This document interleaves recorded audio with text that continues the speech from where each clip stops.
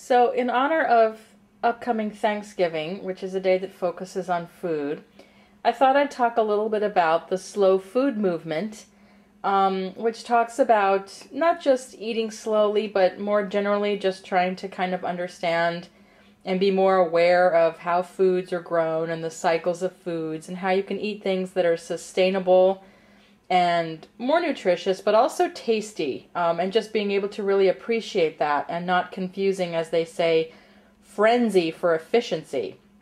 So I'm going to experiment with that today a little bit, not completely because of the foods I've chosen, but mostly just in style, just to see if I can maybe, feel what that's like to sort of slow down a bit and eat food maybe more appreciatively and more mindfully. So I'm going to use my Trader Joe's cranberry walnut gorgonzola dressing, which I guess is not, like, maybe that's cheating a little bit because it is a dressing and not something completely natural, but I really like the taste, and so I'm going to see what it's like. I just had basically a little piece of chicken that I pan fried and baked potato. Basically, just trying to slow down and really appreciate it and not rush through it.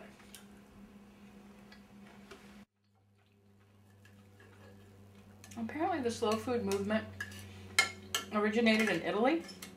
There were some protesters who did not want a McDonald's opened up in a famous Italian landmark.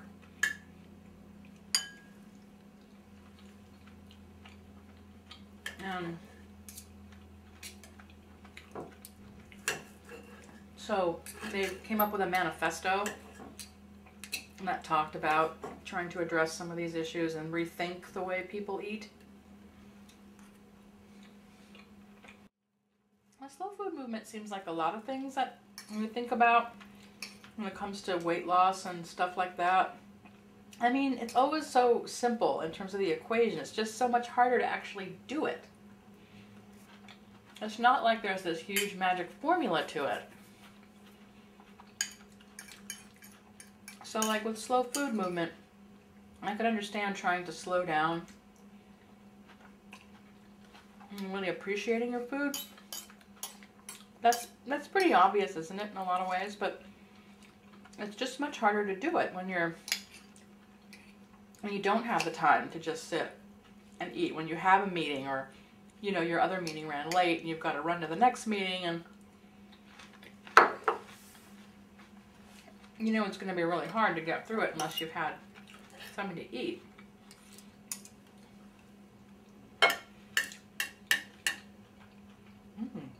That last bite was really good.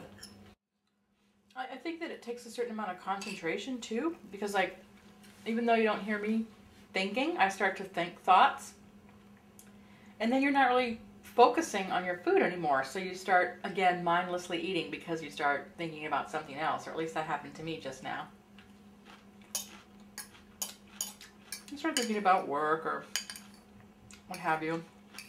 Interview I just did. It was really interesting.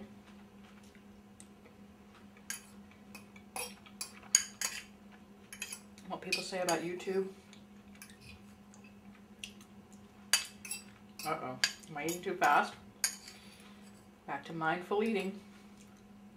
Actually, I first heard this whole thing about mindful eating from a yoga instructor. Because I used to take yoga a lot more regularly. And they said, try eating mindfully. And they weren't even saying, like, necessarily, worrying about what you were eating. It was just the act of just being mindful while you ate, thinking about it. Was their point.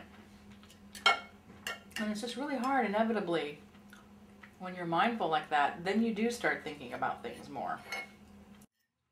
Coming down to the end. That was really good.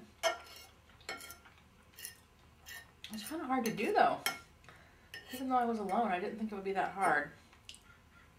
I did kind of feel my mind sort of fading.